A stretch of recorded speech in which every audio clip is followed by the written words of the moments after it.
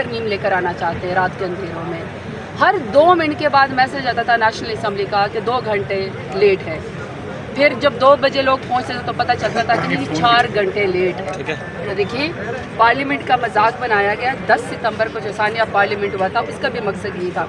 ابھی بھی میرا سوال ہے, ابھی ان سے آئینی ترمیم کے لیے لوگ بندے پورے نہیں ہوئے, وقتی خطرہ ٹل گیا. لیکن ہاں جیسے ہمارے اورنگزیب کھچی صاحب ہیں, ان کی فیملی کہہ رہی کہ اورنگزیب کھچی صاحب غائب ہے. سعد اللہ بلوچ صاحب ہے, ان کی بیگم کو بچوں کو اغوا کر کے ان کو وہ کیا گیا.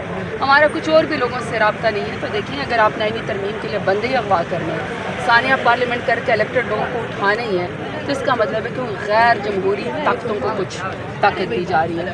یہاں پہ لوگ بار بار سوال کرتے ہیں کہ کون ہے وہ لوگ. دیکھیں ہمارے سامنے جو ہے وہ PMLN ہے. PMLN ہی بینیفیشری ہے.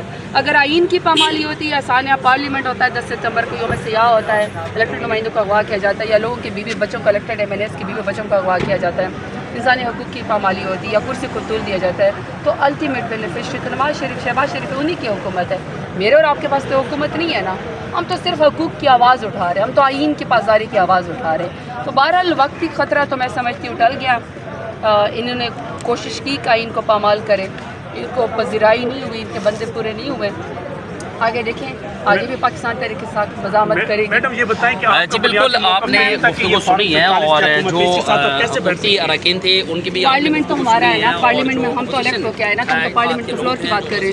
اراکین ہیں ان کی بظاہر میم جو یہ کہہ رہے ہیں کہ حکومت جو میم مسودہ تھا آئینی ترمیم کا, میرے پاس تو ابھی بھی نہیں ہے.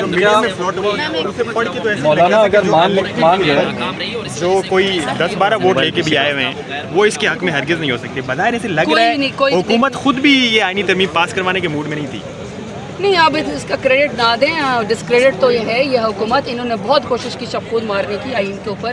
انہوں نے بڑی کوشش کی کہ یہ کسی طریقے سے اچھے بچے بن کے چھٹے والے دن پارلیمان میں آ کے پارلیمنٹ کے ارکمال بنا کے اور کوئی حاضری دے کے کوئی آئینی ترمیم کر لے, جس کا ان کو خود نہیں پتہ تھا. اب نہیں کامیاب ہوئے تو یہ نہ کہیں کہ جی PMLN تو خود بھی نہیں چاہتی, سب کچھ چاہتی تھی. اپنی کرسی کو طول دینے کے لیے سب کچھ کرنے کو تیار ہے PMLN. ماشاء اللہ پلس کی پیداوار ہے اور ماشاء اللہ پلس ہی لگانا چاہتے تھے. لیجیٹیمیسی چاہیے تھی, وہ نہیں ملے.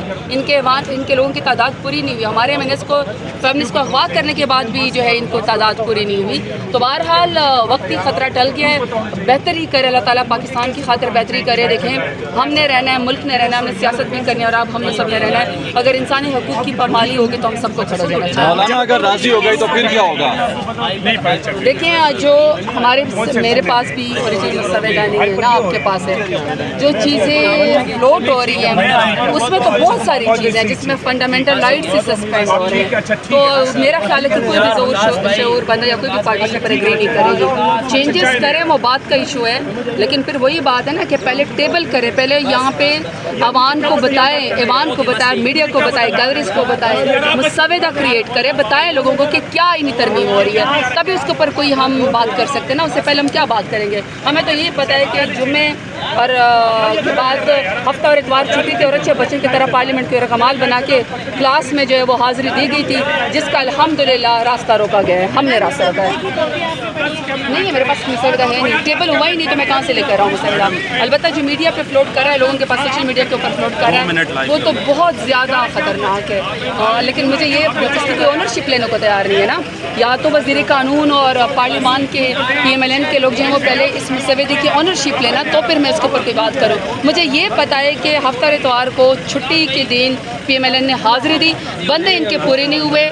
قانون کو یہ مسخ کرنا چاہتے ہیں, ان کو کامیابی نہیں ہوئی ہے. میں اس میں تمام پولیٹیکل پارٹی کا جنہوں نے اس کو روکنے کی کوشش کی, میں ان سب کا شکریہ ادا کرتی ہوں.